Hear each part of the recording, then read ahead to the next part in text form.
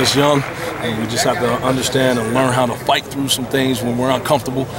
That's the biggest thing right now that we're working through, and we're still getting to know one another as well. You know, a different personality, and they have different personalities than what I was around last year. But the one thing is we're open and willing to do that, and we're excited. Williamson.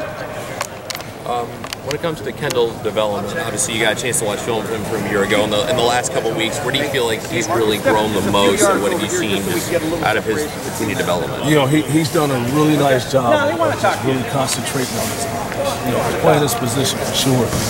What you look at is everything, and when you're supposed to look at that.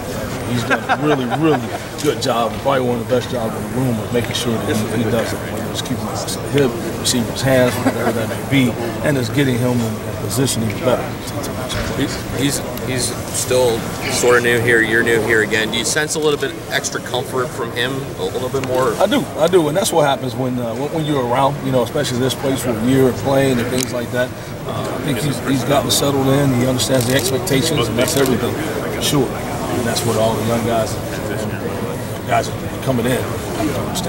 Speaking of young guys that have come in, what have you seen out of a guy like Sevyn Banks? Very talented young man. You know, just learning every single day, just how to go and when to go and things like that. He's willing, without a doubt, and he's excited to be here. And now it's just a matter of just maturing. I mean, this is a tough place. It's a tough position. You have to be mature, and that's a daily process. And a guy like Taver Johnson, I think he came in as a corner, but he's been doing some cross training with safety.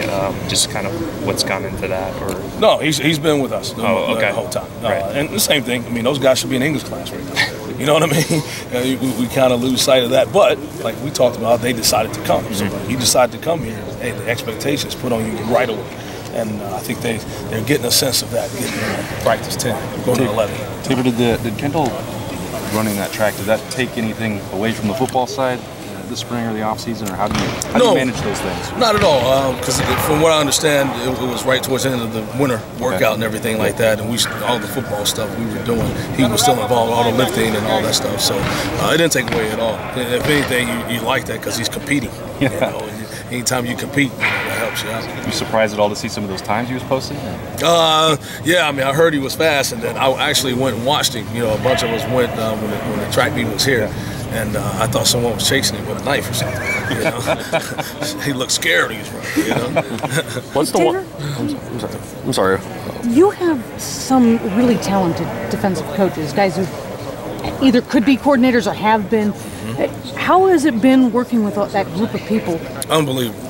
I mean, you're talking Coach Shiano, a former NFL head coach, defensive coordinator, defensive back coach, Coach Grinch, defensive coordinator, you know, defensive back coach.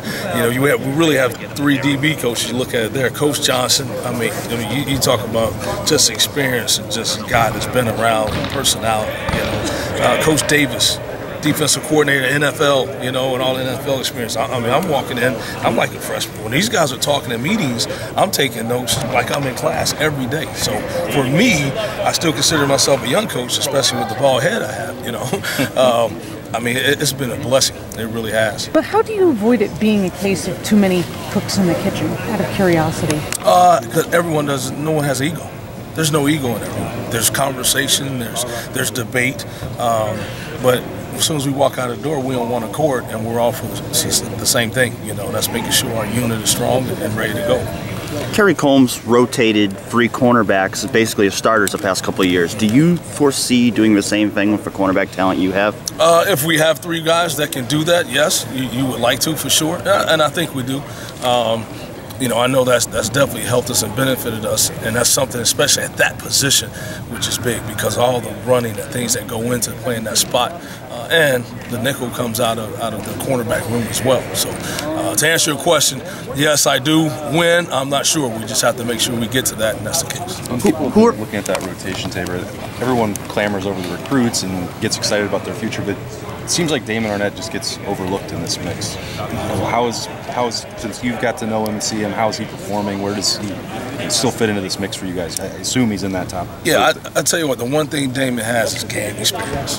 He has game experience. You can't take that away. And he is a feisty competitor. Yeah, a lot of times out here I have to calm him down to make sure he doesn't punch himself, which you appreciate that because he cares so much. But you're right, I mean, he's a guy we're counting on big time, and not just because he has game experience, but he has some talent and he has all those other attributes that we need him to definitely have a really, really good season. That feistiness, we've heard that he likes to talk a little trash. Hearing some of that out here on the practice field. Yeah, that's the part that we've been calming down, because we like I said, I actually start thinking about this more and more. At our position, it's not a short memory. You can't have a memory at all.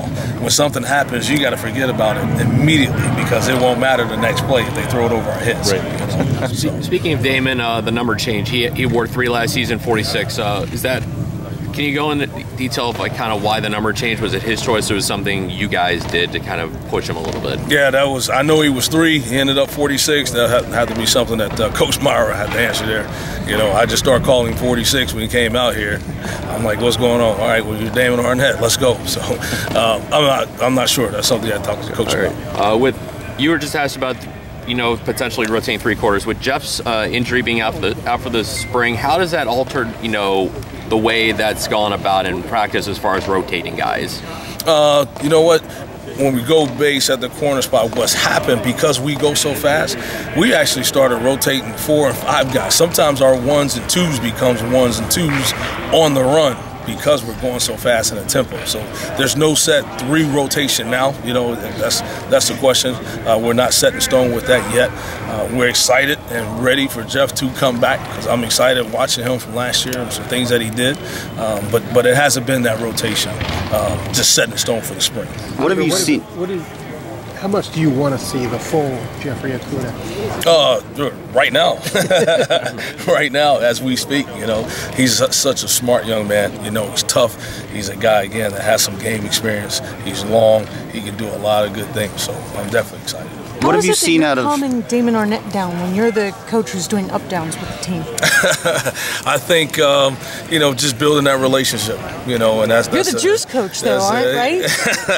Yeah, supposedly, all of us are, especially when we get out here. But once things start going on, and we get into those battles, you have to be under control when things are out of control. You lost a guy who's regarded to be a top 10 pick in the NFL draft. It's a big loss. How confident are you that you have the guys to play, or the whole position to play at that level next year? Very, very confident. Again, just from what I've seen, and not just out here on the field, but from what I've seen in the meeting room, in the training room, in the weight room, very excited. Very excited. I know we'll be able to answer the bell. What have you seen out of Sean Wade, and how much is he factoring into the competition for playing time? Sean's done a really good job. He's healthy now. He's progressed every practice that we've had. He's made some plays. He's a smart individual. He studies the game. And I think, like I said, every practice, he's taken a step more and more, and I know he's coming back from an injury and things like that, but he doesn't allow that to be a crutch whatsoever.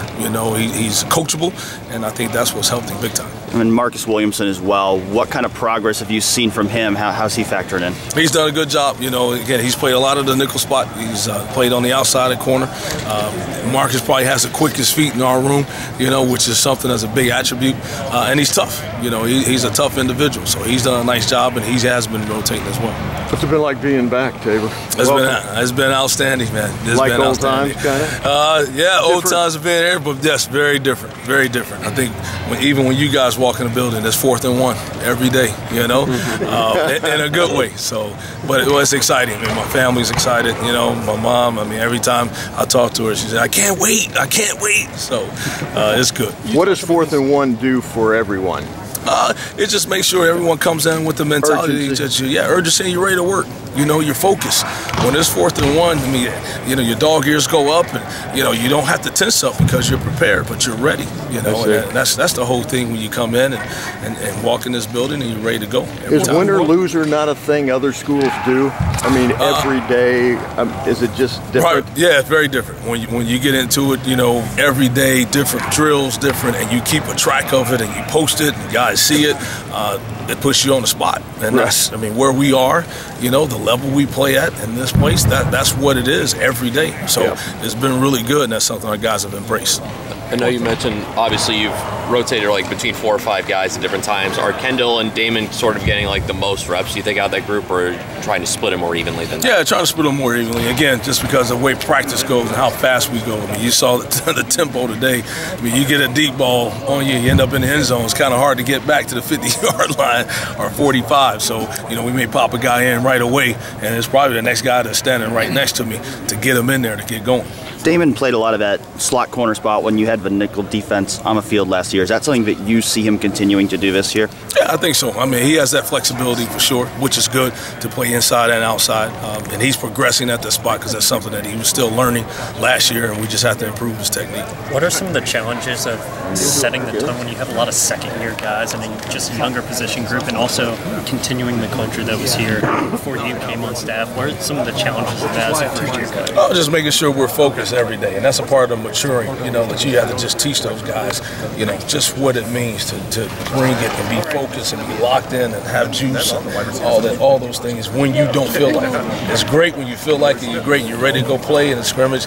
It's that time when you get up, and we've all had it, we get up in the morning, it's like, man, you know, I'm a little sore, man, I got a little more sleep in my eyes this morning, you know, it's being able to fight through that and get going. Do you think that's a big difference in Ohio State this time, being that maybe some redshirt freshmen or sophomores could be the best players on your defense, best players in your position group? Is that a difference? Is that a difference? A little bit for sure, you know, because Coach Meyer, the whole staff, you know, done a great job recruiting, you know, and definitely has make sure we have some depth at the position. And that's something that you can never overlook. If you have depth at the position and competition, that's going to bring out the unit. Do you have to adjust your coaching style for that in any way? No, I'm going to be who I am. That's the first thing I told him when I got here. I mean, you're going to know what I'm thinking as soon as you look at me. You'll never have to guess. Be that way. Thank you. Thanks, Taver.